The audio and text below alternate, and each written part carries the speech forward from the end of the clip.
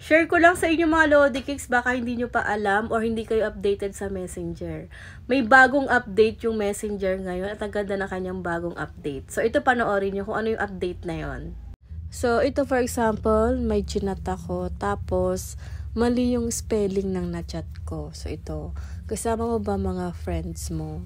So, imbis na F, I, P yung spelling ng friends. For example lang to. So, pag ganyan kasi namamali ako ng spelling, ganito yung ginagawa ko. Kino-correct ko siya, magchat-chat ako uli, nalagyan ko siya ng asterisk, tapos nalagay ko yung tamang spelling ng chinat ko. Ayan, o diba? Ganyan din ba ginagawa niyo mga Lodi Cakes?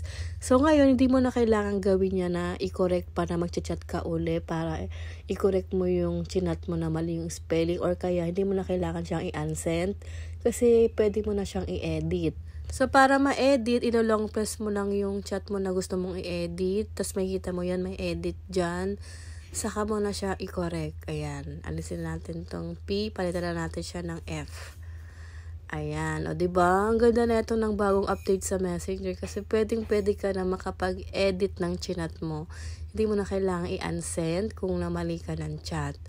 Pero mga Lodi Cakes, once na ma-edit yan, magre-reflect yan doon sa inyong ka-chat. Malalaman niya rin na in-edit mo yung chat mo. Ayan, nakalagay dyan, edited. So, makikita niya yan na nag-edit ka ng chat. So, ito, gawa pa tayo ng isa pang example.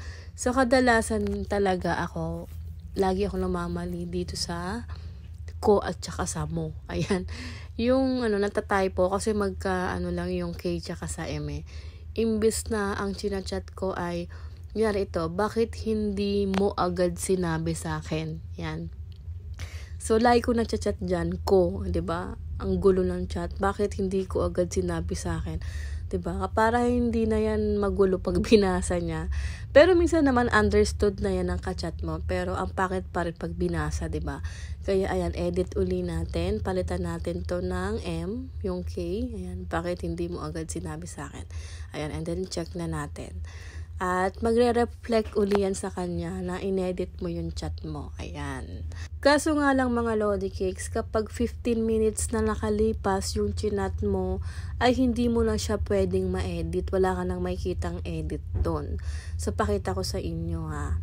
So, for example, itong chinat ko na to na hello, 15 minutes ago na siya. So, kapag 15 minutes ago na yung chinat natin, kapag nilong press mo, wala nang option dyan na edit. So, makakapag-edit lang tayo kapag yung mga chinat natin ay nasa 14 minutes, ganun lang.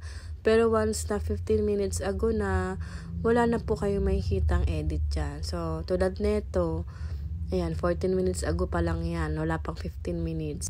So, kapag nilong press mo yan, may option pa rin na edit. So, kapag 15 minutes ago na, ay wala na po kayo makikitang edit. So, yun lang. Thank you for watching.